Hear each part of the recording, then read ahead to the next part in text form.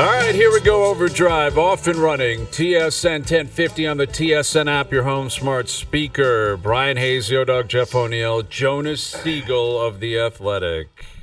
Jonas, my man. What's happening? How are you going to rev people up today?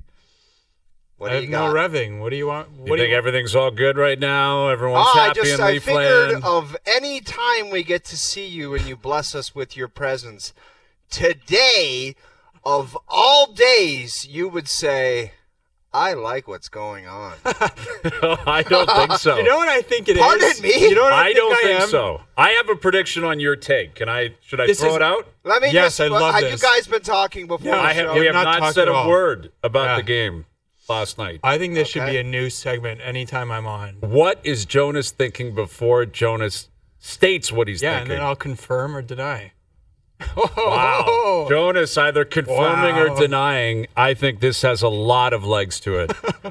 I'm going to guess you look at that game and say expected goals really favored Colorado last night. They got outshot Is that drastically. true? Is that Well, it is true? true. I mean, technically, it wasn't like significant, I guess, but they lost the expected goal battle. They got outshot last night. And they were lucky to pick up 2 points? Is that where you stand? You tell me where you stand. I think there's some truth in that. I think what was interesting to me is I knew it. no, that's not the full truth. I know. Go ahead. I don't They want to played put words well. in your mouth. They played well-ish. Okay. I think they had one line that could play in that game. Is that fair? Do you Their agree top with that? line? Their top line was the only line that was generating any kind of offense, momentum, carrying the play, and that's good because I Are don't you think saying the other lines have no business being in that game, or they could were be just better? getting dummied, as you guys would say. Yeah. Not one line. The only other line that worked, and they only got it together in the third period, was McMahon, Tavares, Nylander. Every other combination was like a disaster, according to the numbers. According to the eye test, like And the I was eye at the test. game. I'll grant you that. Like, I thought in the first period, They were overmatched. they were on their heels, Sure. a lot in the first period. I thought in the second it was a lot closer, Sure. and I thought in the third they were the better team. Sure. I thought by the third period they looked very comfortable. They had a lead. They defended that lead, and I think that is ultimately the important point of what came out of that last night. Joseph Woll played really well. Yep. And I thought defensively they played well. I thought they were tough on Colorado. The Colorado team's flying out there. They're so fast. They're so good. And I think you got to give credit where it's due. I said before the game they needed that win. I think they needed some sort of like a signature win to say we showed up our home building against Colorado. Colorado's picking up points and wins basically every time they're on the ice. And the Leafs did that last night. And I think that was very, very important. I agree. I thought their top line was really good, and it was up against McKinnon a lot. The whole game. It was pushing McKinnon out of the play a lot last night. I look at that second line, and you and I were texting about it. I didn't like Tavares' game. I thought Willie just was out for a skate last night. But those guys are capable of more. Sure. Like, that shouldn't be the case. I'll grant you. Okay, what are you going to do with Calle Yarncroke right now? I don't know. Legitimate question. Scott Laughton's an issue right now, the way he's playing. I think there's a question of what you do with every other forward but the five big forwards. Yeah, but Come on. Come on. Not that they're not going to play, but where they're going to play. You disagree? Everybody but Knies, Matthews, Marner, Nylander, Tavares, they could play anywhere, and I wouldn't be surprised. I almost took the complete opposite, and mind you, I didn't dive into your whatever you dive into to look at the game. They're called statistics. the underlying number. I'm going to start Your sending you like little reports. Okay. How about that? I like it. You know what I'll do with those? I will go on a website, Etsy possibly, and make toilet paper out of them. But I would love it if you had an Etsy store. That would be great. Imagine Jonas O-Dogs. game notes as toilet paper. game notes just flowing. Expected goals, love that. expected saves flowing down to the ground. Yeah. My cat will be like just. But I do understand your side of it, where there was time I was concerned about Tavares with that pace of that game last night. I literally was watching it and I'm like, I don't even know if he can play in this game. And I kept watching the game thinking of the game as a 7-game series, and the Leafs came out on top last night. Could they do that 4 times against that team? Like, could Tavares get involved in that series and contribute? I don't know. Could the other guys contribute? Could they stop McKinnon? Could they continue to get that saves? Because if they want to get where they want to get to, that's what's going to happen. Yeah. They're going to meet 2 or 3 teams that play exactly like that, maybe better, maybe just a little bit less. Yeah, exactly. And again, the stats, which you can find different stats and look at different ways to interpret them. Yeah, I'm actually somewhat shocked that we're like I thought it was all positive. I think it is. No, see, here's okay, what you go ahead. You spin it. Let me give you a little positive spin. Okay, you can answer me this question. I can't count 5 games this year where their top line has looked that good.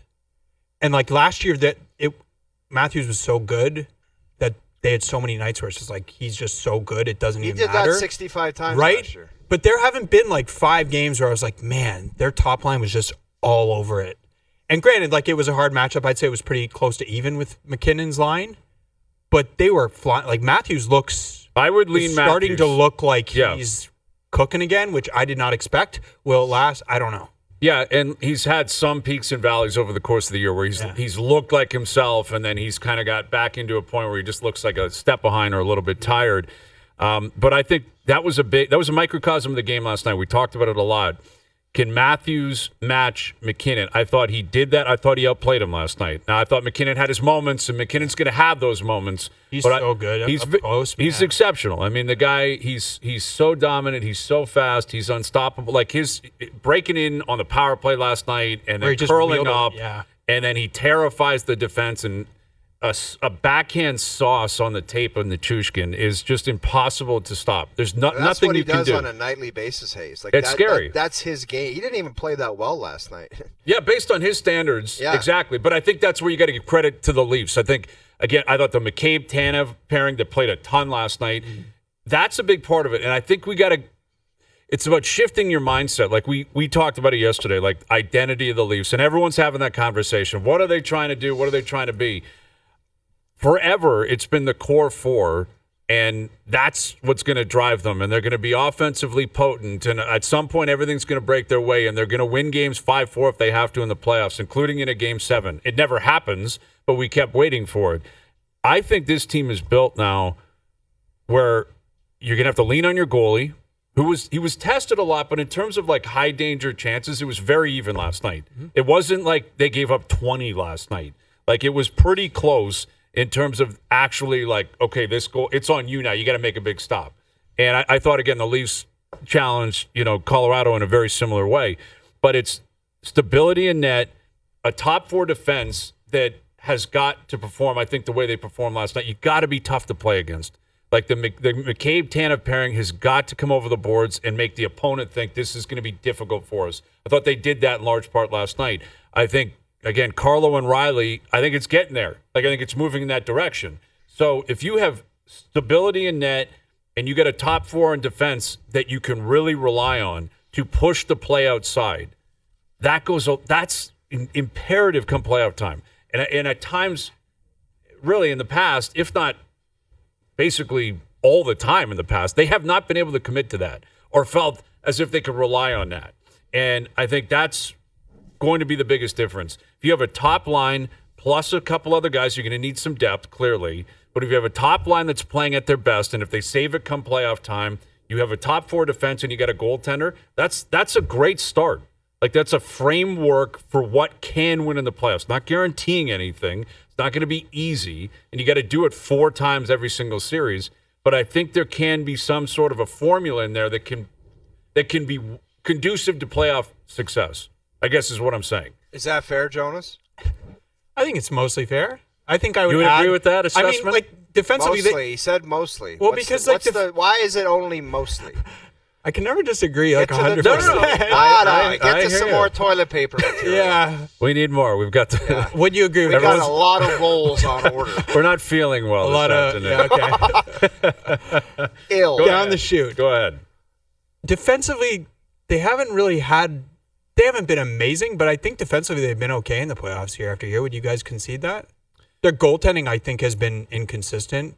Is but probably putting it nicely. Are you talking about in the playoffs? We always talk about how they needed that one goal and they never got it. I guess that's what I'm getting at. It's offensively that's been their issue, The thing I would add to last night's game is their power play delivered when they needed a goal. Yeah. And shorthanded. And shorthanded. Yeah, thanks to that official. Special teams were outstanding. They did give up that Kelly Sutherland. I've never seen a play like that, dude. He toe picks at the far blue, and I don't know. It just hits him like it's bizarre. And dude, it's bizarro world. All the hockey I've played and watched, I've never seen anything like that in my life. I've seen a guy try to clear it and it hits the defense or the ref in the corner and it goes in the slot. I've never seen a guy have a yard sale. It hit him in the ribs and goes right on the other guy's. I will say this: it's still a hell of a shot after that. Yeah, absolutely. But I think the goalie might have been shocked. He might have just took a breath and then he said, "Oh God, this guy's coming in." But it's still a hell of a shot by Lorentz. And you have to score the goal for that to live forever. Yes. Right? Kelly Sutherland is absolutely praying Lorentz shoots that 5 feet wide, right? Yes. Or that he gets a stop there. Because when it goes in, now it's on bloopers forever. Yes. Now it's around forever. If it's not, you're like, whatever, you can have fun with it. It went in. And the beauty of Kelly Sutherland, because he is a veteran ref and a professional, he gets his arm up so quickly.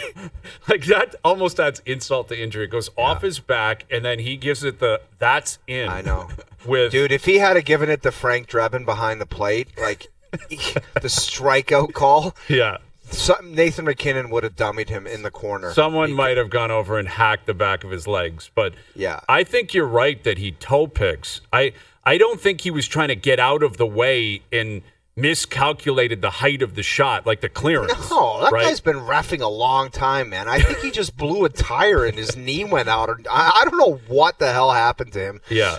That's one of those things where I'd like to be able to have a ref on the show the next day and say, Kelly, like, did you fall there or what happened? How could anyone relate to it? You know, like, unless it's Kelly Sutherland. Like, this is where interviews after the game with referees. You're supposed to be able to do it. That should be, like, there's supposed to be someone that goes in like a pool reporter, right? I don't think it ever Why didn't anybody go in and talk to Sutherland? That's a great question. It did not cross my mind. That had to happen last night. What is happening with our media? Oh, well, you want to know what else I want to know about the media? Yeah. Why are we consistently going up to other players, and it happened again with Cale Makar, and we're begging him to throw out there how poorly mistreated Mitch Marner is in Toronto? Oh, I'm with you all the way. Oh, my God. Annoying. Hey, Cale, one of the best defensemen in the world. How good is Mitch Marner? Oh, did you like playing with him at the Four Nations? Yeah, I really liked playing with him. He's great. He's always in great position. And then they just lead him down a path of he just gets treated so horribly in Toronto, and I don't get it. That is about enough of that garbage. Honestly, it makes me sick. It's so premeditated, dude, too. It's so pathetic. It's so unnecessary. Yeah. Like, Cale Makar, he's at the Four Nations. The Four Nations was like 3 weeks ago. Yeah. This guy's done everything. He's won everything. It's such an obvious leading of the witness to please tell us something about Mitch. Hey, Mitch, you know, what do you think of Mitch Marner and how horribly he's treated he was here? a true professional. Yeah, we already know that. We've pumped his tires 7 million times about how great a player as he was. Yes. But yet he still just gets jobbed here in Toronto. God, I'm so sick of that question. I know. Or not, it's not even a question. It's like it's leading us. It's like purposely done or something. Yeah, it's leading the witness. It's leading the. Please pump his tires and then say how much he's getting screwed in Toronto. It's like, what are we doing here? I know. And you know the players can sniff it out too. Like they kind of know and they're like, I'll throw him a bone because they're probably like, well, I like Mitch, good guy. Like, that's why not? That's the thing. They're like so far outside this little bubble that they don't actually really know what's going on. They're like, this guy's amazing. What are you guys on him so much about? It's like actually it's a little more complicated. It's a lot more There's complex a lot going on. in terms of the whole story and the whole history and everyone. And it's funny. Like when no one asked like American players about playing with Auston that I can recall. Does anyone ask about the Swedish players? Hey, what about Willie? Do you know what I think? What do you think about playing with William? No, I know. Notice how none of that's out there. I never hear any of it. I'll defend the media. I'm not in these scrums, but I think what happens sometimes is like it was early in the season. I think someone asked like, was it McKinnon or Crosby McKinnon and Marner skated in the offseason. Marchand and all those guys. Yeah, they all like, trained what was it together. like skating with Mitch? And it's like, then you're kind of like, I guess you are teeing it up for them to be like, this guy takes too much. You know what? Here. Oh God. Anyway. Yeah, I don't know. And listen, I guess it is on the players to answer it whichever way they choose, but it does feel as if my interpretation is the player kind of knows, I know why you're asking me this. Yeah. You know, like, and I know I'll why. give you your little nugget that you're looking for. If you want a nugget, then I mean, Yeah. Toronto is awful and it's horrible, and I don't know why he'd want to be here. Yeah. You know, it's so bad that why doesn't he just leave and maybe come to Colorado? Can I ask you guys a nerdy question? Please do. We can't wait. What do you think? What else kind of question would you ask us? A non-nerdy question. You want to start an Etsy store, so Yeah, that would do. I With think that's stats it's a toilet great paper. idea, actually. Expected smell. That's what the toilet paper's called. 98%. Yeah, 98% expected smell. Yeah. Go ahead with your nerdy question. What do you think is more important for a team in the playoffs? A good power play or a good penalty kill? Kill. I agree. Because All of day long. momentum, because momentum, right? Like if your power play sucks but your penalty kill is good, at least like it's not. Well, dude, you have no way to stop the momentum if every time you take one, they go out and put one in the net. It's like you can't.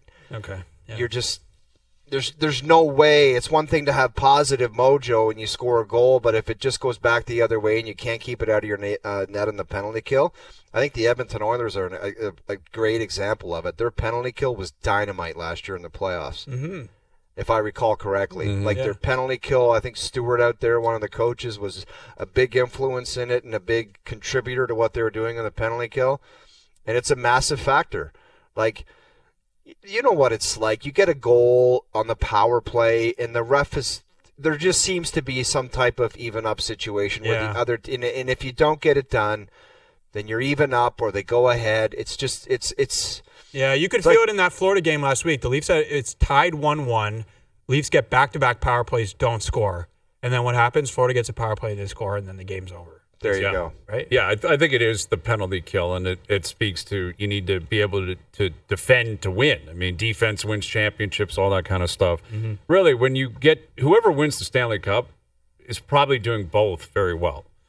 Like you need to kill, you need a power play that's pretty potent, that's going to give you some big opportunities. Your 5-on-5 play. I'm just thinking about the Leafs. Like their power play has obviously been pretty good this year, not amazing, but pretty good. But their penalty kill is like not good. Yeah, well, it's also unlikely to have a power play over like 30% is electric. You know, where you could have some kills when they're really rocking 85, 90%, like in the playoffs. So, yeah, I would say it's more likely the penalty kill that you need to be able to rely on. But you need both, and their power play is starting to get going a little bit. Like it's starting to get. They got lucky last night, but still, you're allowed those bounces, and that's 3 straight games Matthews has scored. He loves playing in the building tonight. They're in Madison Square Garden playing the Rangers. He's played. I thought he played damn good last night. I thought he played really well. Like, and I thought he played great against Calgary too. Yeah, you look at those 2 games, the body of work, and I don't even think it's full.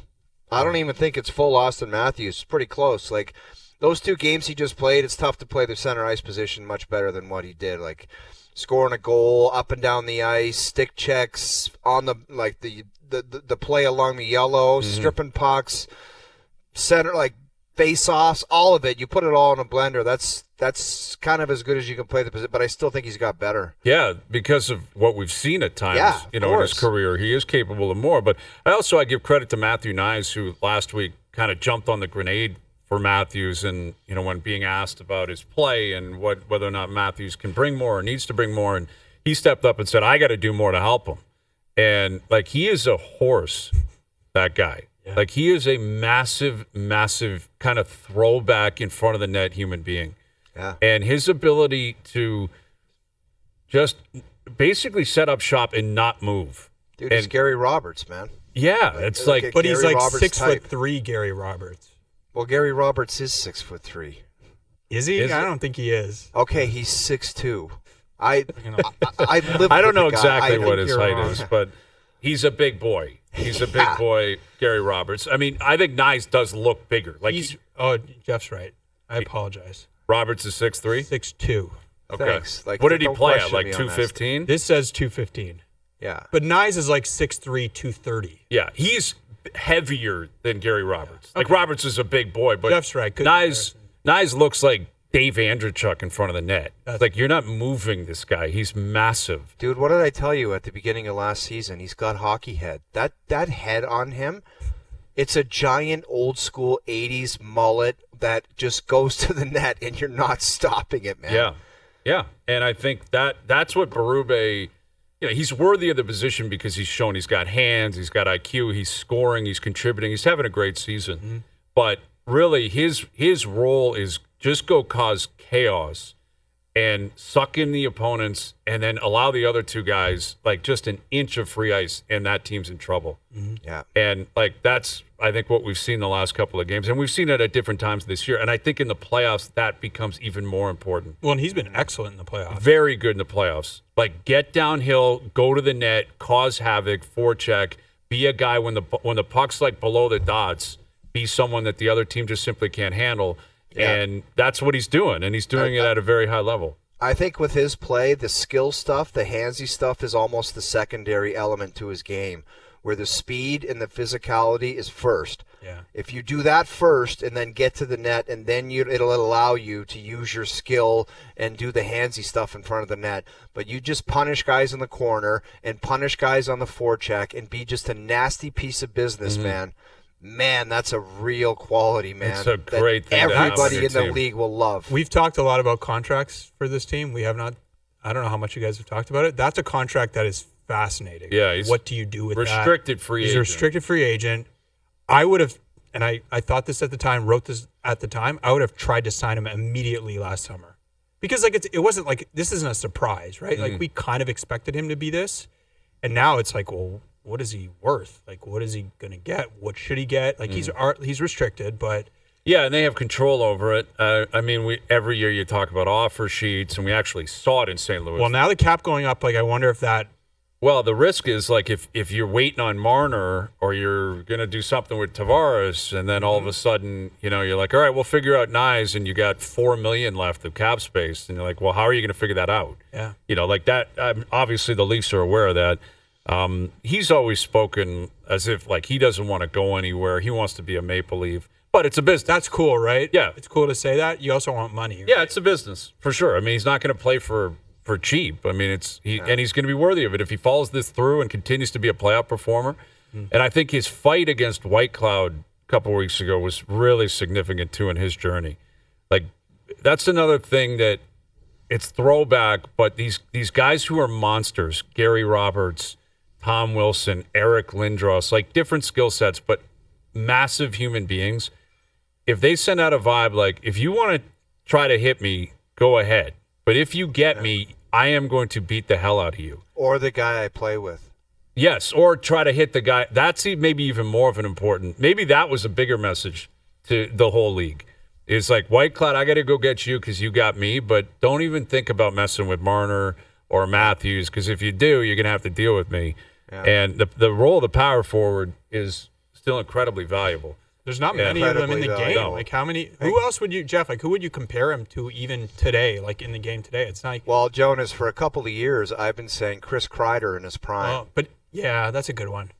Because he's a better skater. Kreider's a better skater. You think Kreider is? Oh yeah, Kreider flies, man. Kreider's guys. One thing we have to mention: it hasn't been the best year for Chris Kreider. Let's not forget, a couple of years ago, he's a 50 goal scorer. You know how many pucks that he tipped in front of the net, and how powerful the skating was, how physical in the corners. Like, good call. That would be a great. I've said it for a year and a half. Just copy your game after that. And I'm gonna steal that. Yeah, you'll end up being that. And maybe he might be a better version of that, which is a scary product. Yeah. Yeah, it's a good thing to have, man. Yeah, but you guys were talking about the depth of that Colorado lineup. Like maybe that Colorado team just looked at Rantanen and the money that he's going to make or wanted to make and said, we want to just spread this around and have a bunch of good players. You talked about the depth. You kind of showed up last night, how many good players they have on their roster. Yeah, they turn over that roster, man. And like I think getting Nichushkin back too is like he is such a handful as well. So big. Like he is like what we're talking about with Knies. He's massive. What does that guy make? What does that guy make? I don't know what he's making. He makes a good chunk. Yeah, probably 6 or 7. Probably something like that. But he's worth every penny if he plays.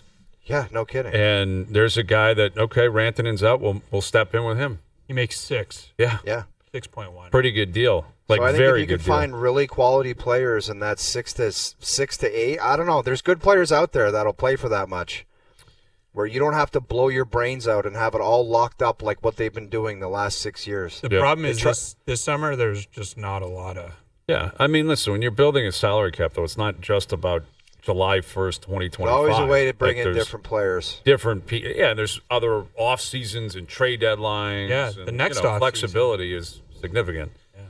All right, Scott Hartnell coming up today. Jason Strudwick will join us. We got Keegan Matheson because Mark Shapiro finally came out and spoke today. Somewhat, I was surprised. I wasn't expecting. I didn't. You were calling for this, weren't you? I was. Yeah. Like, after Vladdy came out and kept talking, and there were all these leaks that came out, I was saying that last week. I'm like, I think it's Shapiro should speak. Like, if everyone's wondering what the hell is going on, this is your star player. There's a lot of money on the line. The season's coming up. Everyone's buzzing about Vladdy and where he's going and what he's going to do. And to the credit of Mark Shapiro, he spoke today, and he said a couple of things that really have my mind racing here in terms of what's going to happen with him and the Jays and Vladdy's future. So we'll tell you about that. And Keegan will join us. He was down there in the scrum in Dunedin. Keegan's coming up as well. And the Leafs are in New York playing the Rangers. The Raptors are out in Golden State playing the Warriors tonight.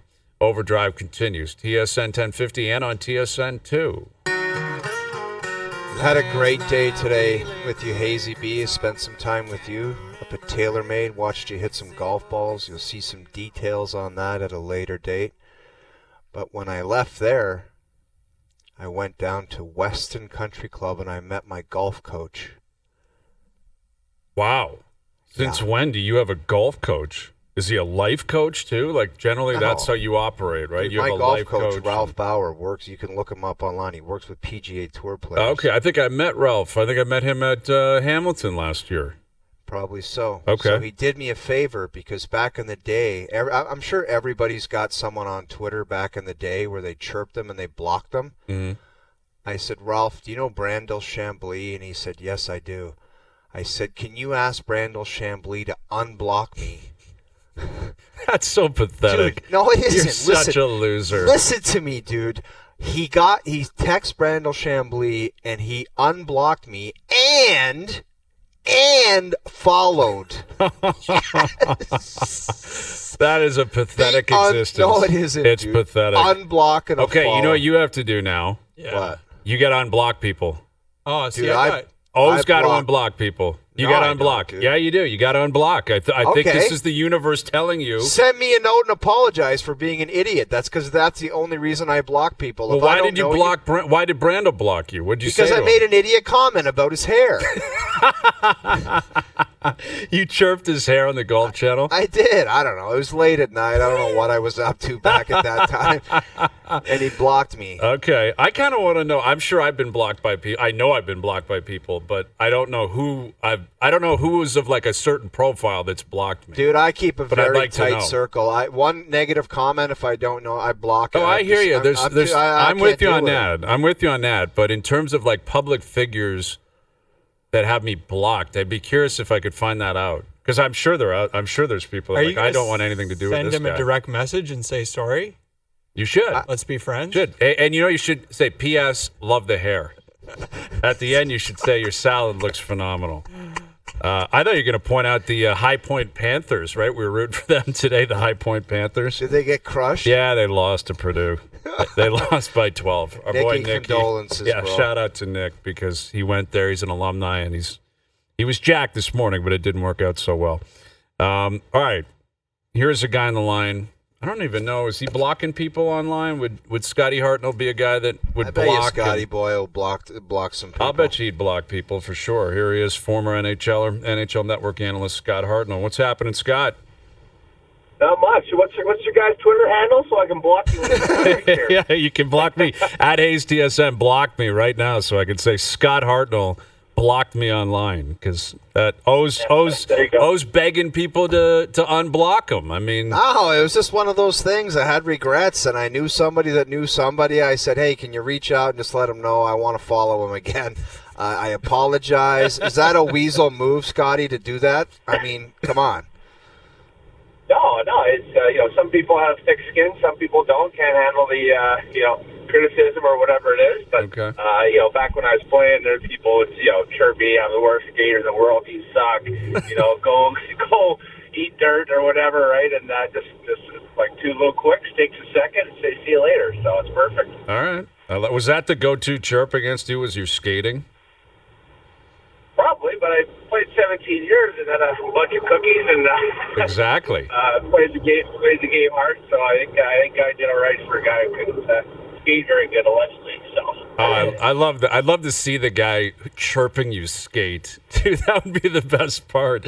Like, I don't appreciate your edge work. It's like, all right, I've been in the league. I've been in this league for a long, long time. You're blocked.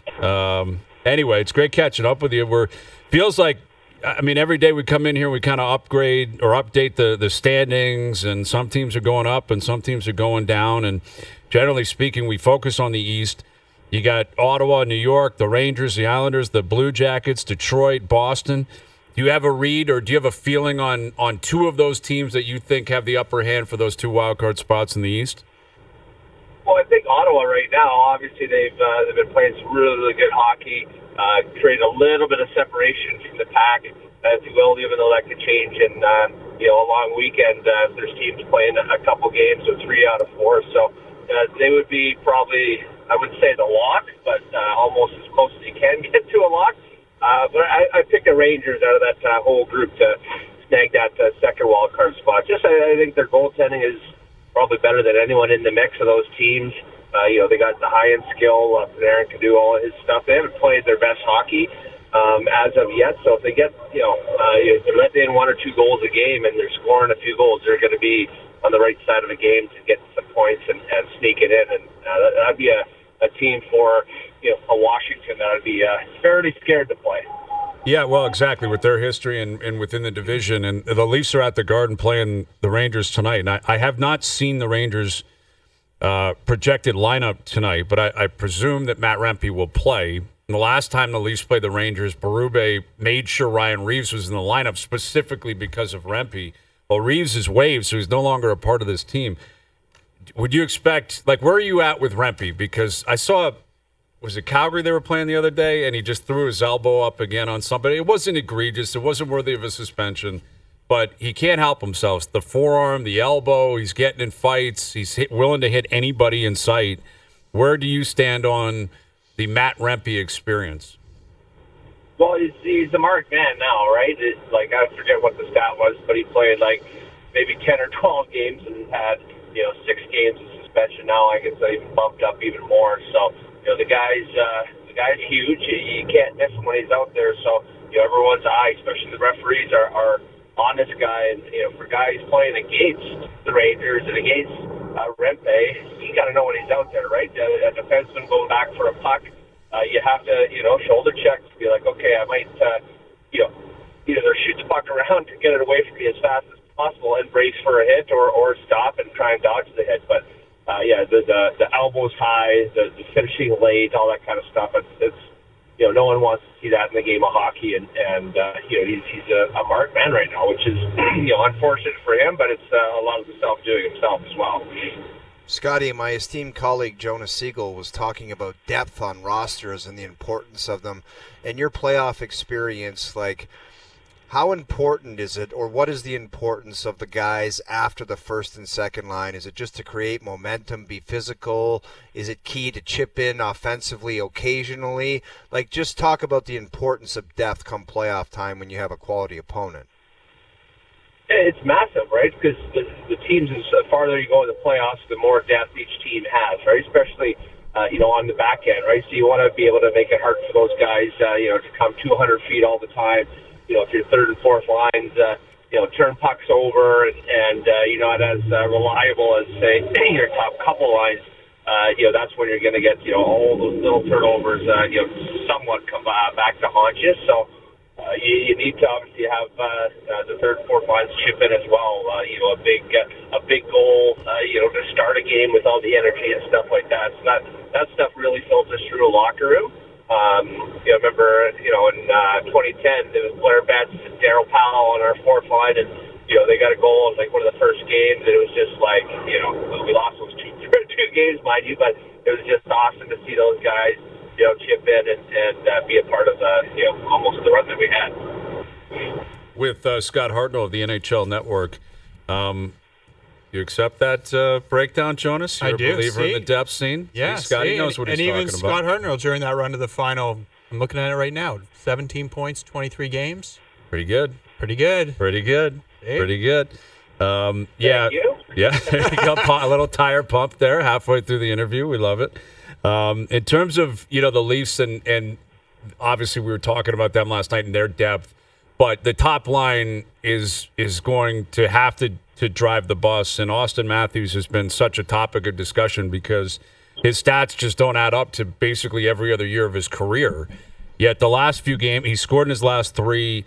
He's really starting to chug. His last 2 games are probably the best 2-game stretch of the season for him, where he's really leaning on the opponents. In terms of his ability to elevate in the playoffs, are you a believer that can still happen for him? And even if he's not going to score close to 70 goals this year, he can still end up having a very successful season if and when he plays the way he's capable of down the stretch and into the playoffs. Yeah, I think he's going to be fine, right? I think these games, correct me if I'm wrong, but the last couple of years, it's always been set in stone. Like, one's going to play the wild card, 2, 3. It's always been, set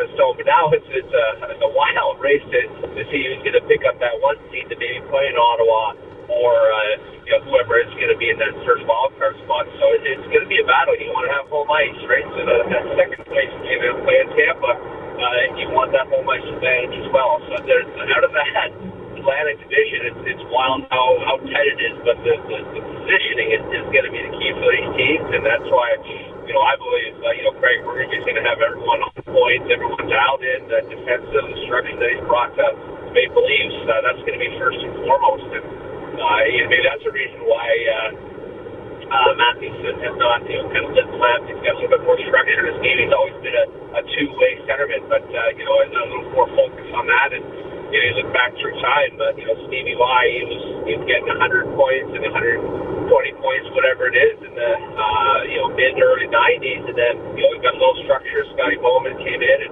and his points dipped a lot, but they ended up winning championships. So that's maybe something that Chief is trying to bring into that team as well. Absolutely.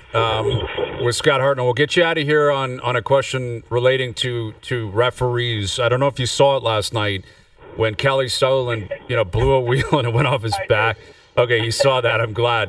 Have you everyone, like O said, he's been around the game, played forever, never seen anything like it. Everyone on TV last night. Have you ever witnessed anything like what we saw in Toronto with Kelly Sutherland last night? First of all, Kelly Sutherland's one of the best referees. He's been there a lot of years that I played. A very approachable guy.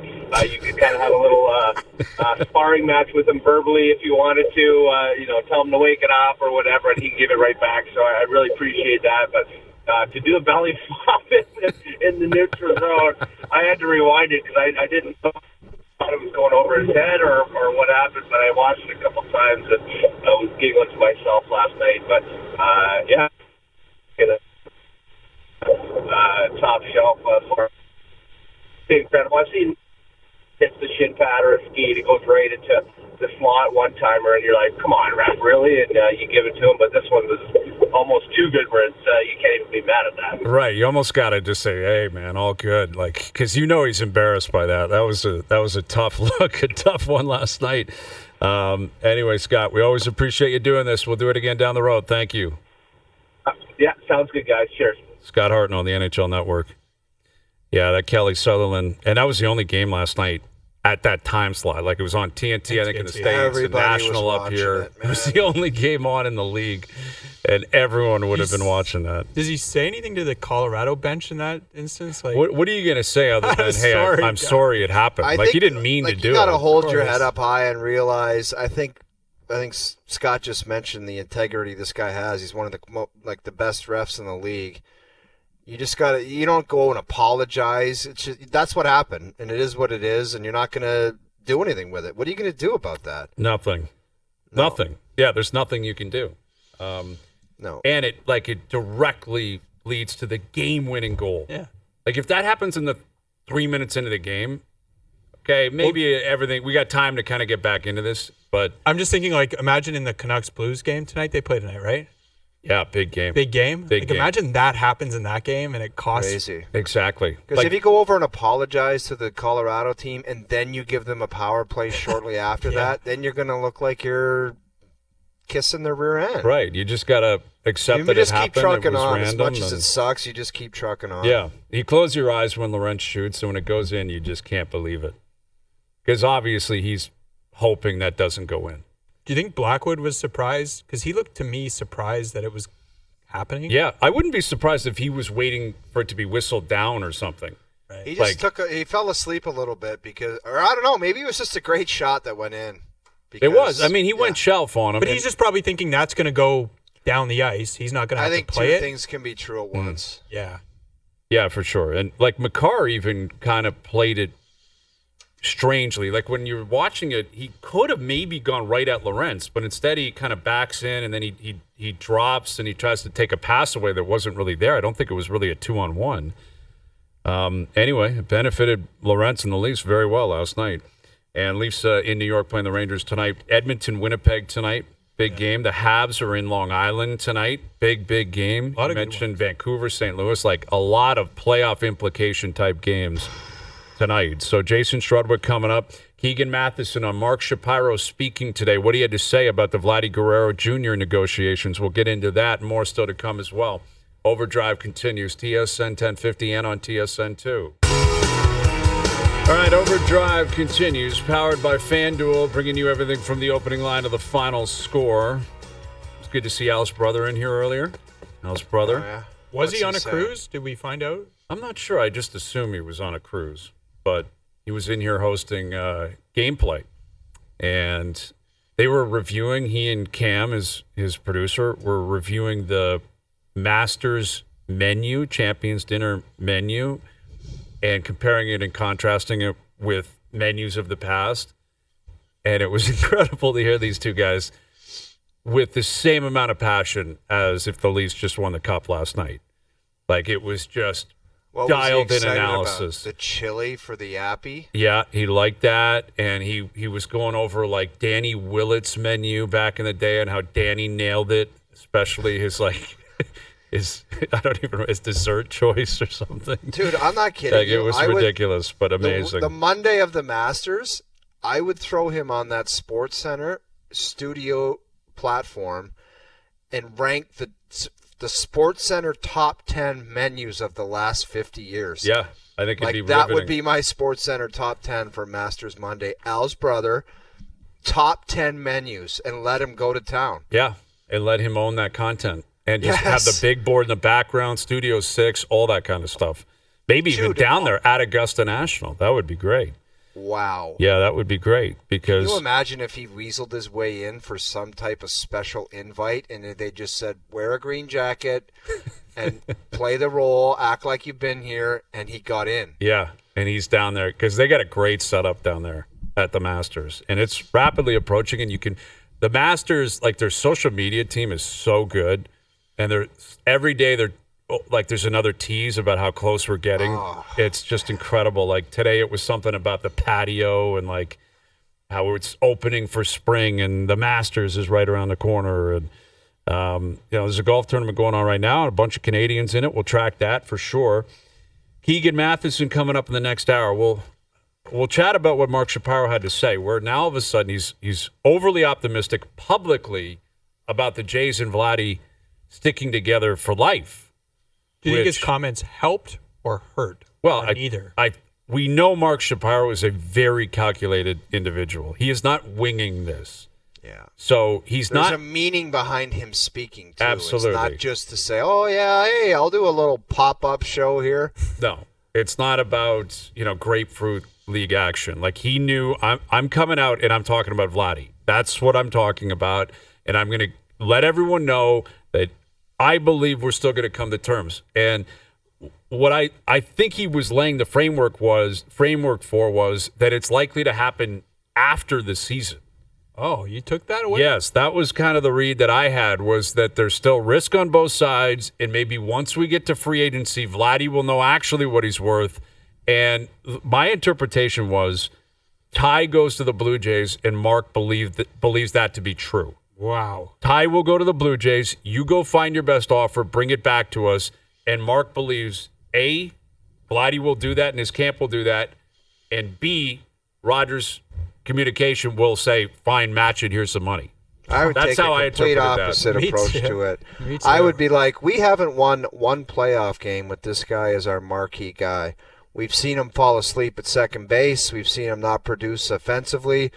And if he wants to go play somewhere else, we'll find other good baseball players to play here. Adios. That would be my approach, man. Well, it was not his approach today. Not one playoff game with that guy as their marquee player. I did. do understand that he is very young, but still. Yeah. And listen, I would blame the front office more than Vladdy for the lack of success in the playoffs Yeah. and the teams that they've consistently built. But Keegan will join us from Dunedin on his interpretation of why Shapiro said what he said today. And we'll get you the exact quotes, and we'll dive into it more at 5:30.